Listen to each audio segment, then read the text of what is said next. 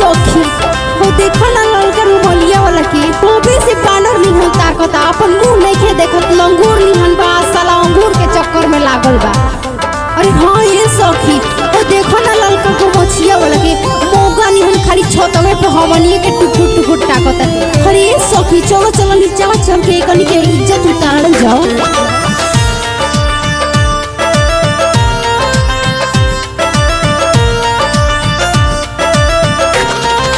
बांध के रुमलिया जवन नाचता सखी हो देखो छुछुंदरा के ढेर बोला तो भैया के साली बार साली में रह।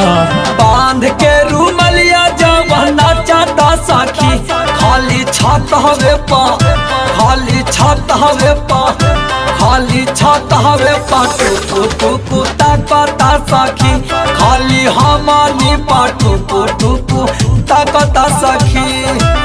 बांध के गमछिया जवन नाचता सखी बांध के गमछिया जवन नाचता सखी खाली छत हवे पा खाली छत हवे पा खाली छत हवे पा टुकु तकता सखी खाली हमानी पाटू टुकु तकता सखी।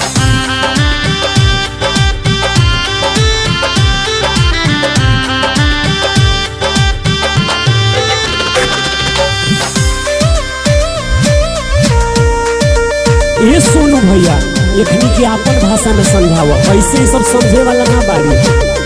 टूटाई थी आई हो साली टूटाई थी आई टूटाई थी आई हो साली टूटाई थी आई तोरा दीदिया के वो पानी में टूटाई थी आई। अपना के सुना सखी हीरो खूब जाना आई हमारा बुझाता है दुल्हा के भाई। ये सखी एकदम बकलोले बका हो ढेर बोलबू बढ़ चढ़ के अपना के सुना सखी हीरो खूब जाना है हमारा बुझाता है दूल्हा के भाई। लौकी नाता ने ओने झाकता सखी आय हा लौकी नाता ने ओने झाकता सखी खाली छतावे पर खाली छत हवे पा खाली छत हवे पा टुकु तकता सखी खाली हमारे पटुकु टुकु तकता सखी।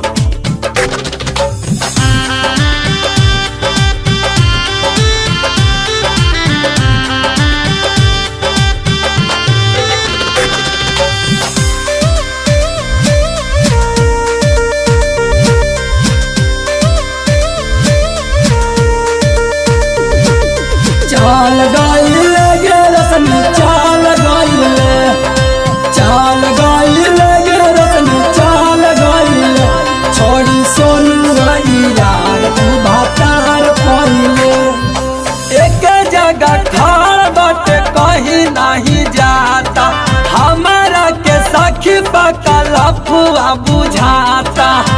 अरे हाँ ये सखी तो एक नंबर के मौका लागत और हम पैदाइशी लफुआ है एक जगह खाड़ बाटे कहीं नहीं जाता हमारा के सखी पका लफुआ बुझाता। कबो फोन निकाले कबो रखता सखी आय हाय कबो फोन निकाले कबो रखता सखी खाली हमनी पर खाली छत हवे पा खाली छत हवे पा टुकु तकता सखी खाली हमनी पर टुकु टुकु तकता सखी।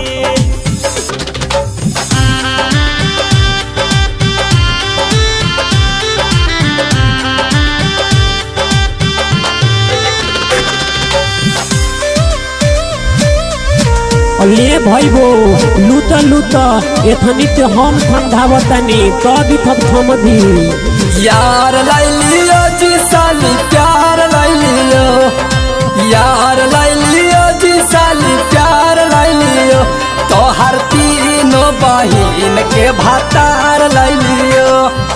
प्रेम धन यार बिन राजा कूदी कूदी नाच सोनू बिहारिया के गाना खूब बाजे।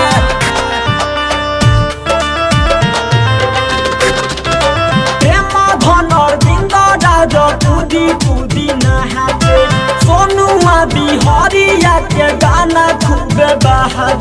संदीप लाल यादव संगे नचता सखी, अंजना आकाश संगे नाचता सखी, खाली छतरे पर खाली हमनी पर खाली छत हवे पटू टुकु ताकता सखी, खाली हमनी पटू टुकु ताकता सखी।